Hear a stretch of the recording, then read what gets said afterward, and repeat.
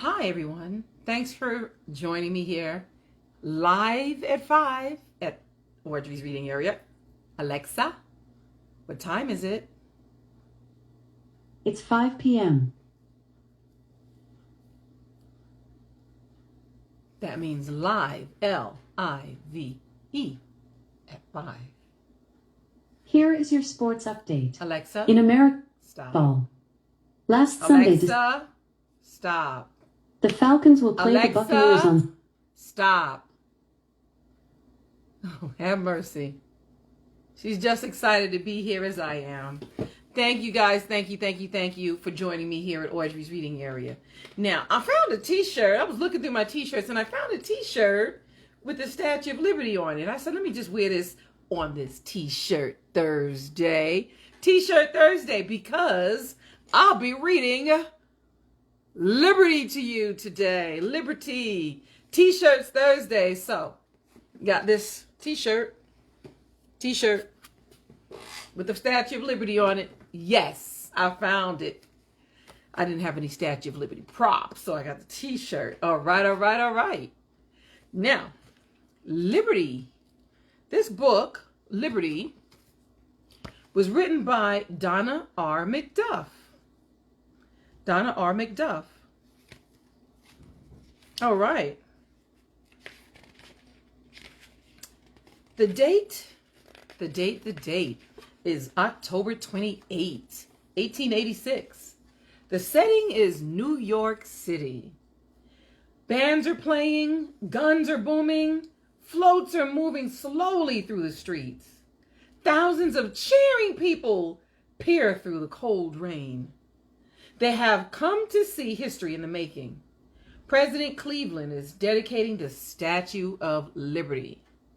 October 28, 1886, President Cleveland is dedicating the Statue of Liberty. Wow. But this event almost didn't take place.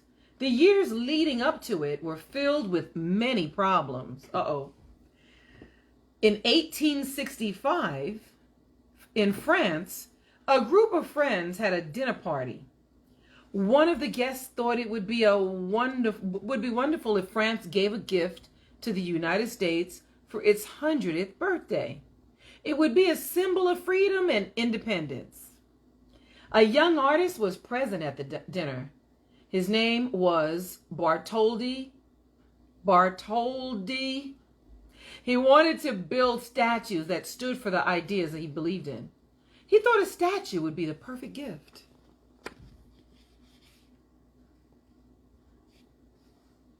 A vision there. Bartholdi decided to visit America. On June 8, 1871, he set sail for New York. For 13 stormy days at sea, Bartholdi tried to sketch the statue. Could he capture the feeling of freedom? Some say that Bartholdi got the idea for his statue as soon as he arrived in New York Harbor. He saw a small island in the harbor. He knew this was the perfect site for his statue. Quickly, he sketched a woman holding a torch. He called it Liberty Enlightening the World. Bartholdi wanted to excite Americans about his idea. He also wanted them to share in the work. France would build the statue. America would build its base. Interesting. But he did not get much help at first. Many people thought the French should build the base. After all, the statue was supposed to be a gift from France. Bartholdi did not give up. He returned home. After raising some money, he began the work. He started by making models for the statue. Each model was larger than the one before.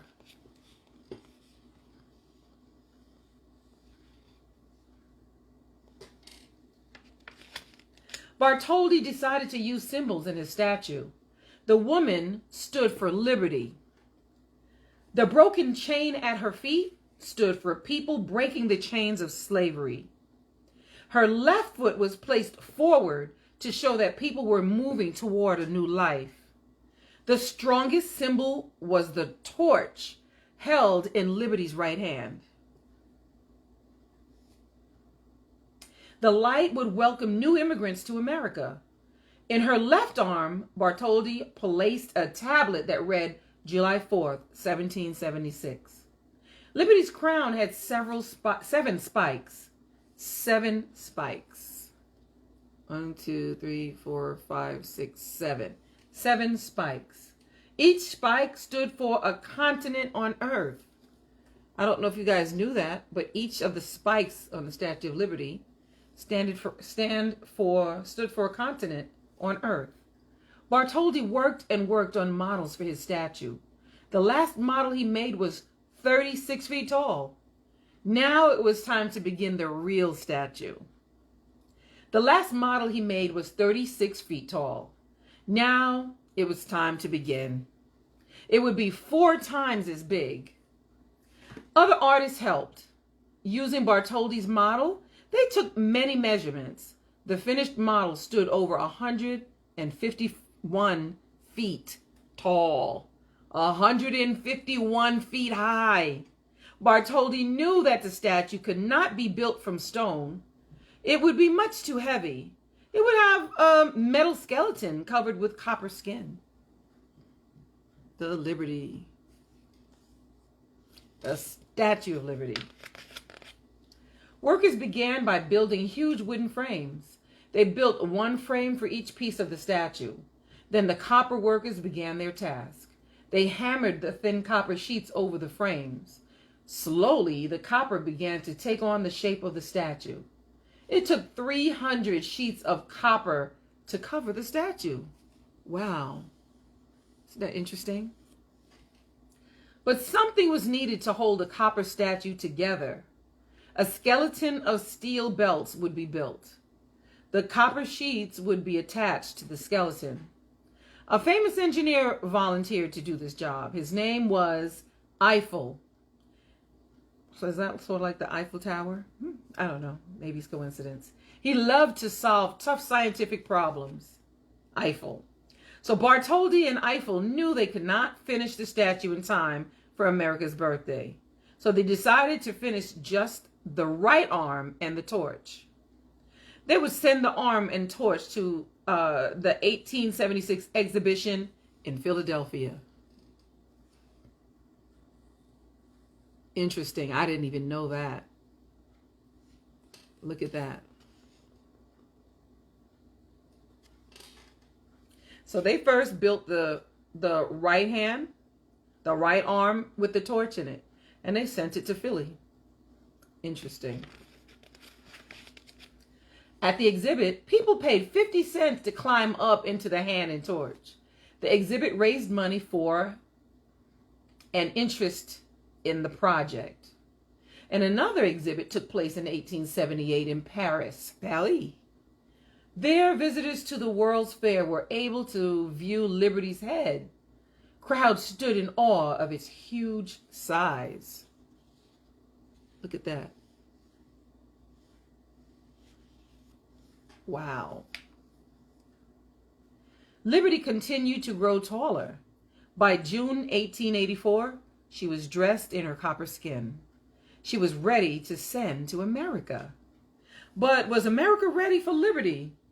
Bartholdi did not know that the Americans were having problems. A base had been built on Bedloe's Island, but no money was left to build the stone pedestal where the statue's feet would rest. Uh-oh. Uh-oh. An American businessman helped to save this project. His name was Joseph Pulitzer. He was an immigrant. He knew the meaning of freedom and hope. Pulitzer owned a newspaper called The World. He ran stories about the statue. He asked people to give money. The goal was to raise $100,000. He would print the names of all the donors as a thank you. Many people gave to the fund. Even school children sent the few pennies they could. On August 11, 1885, The World printed the headline, $100,000.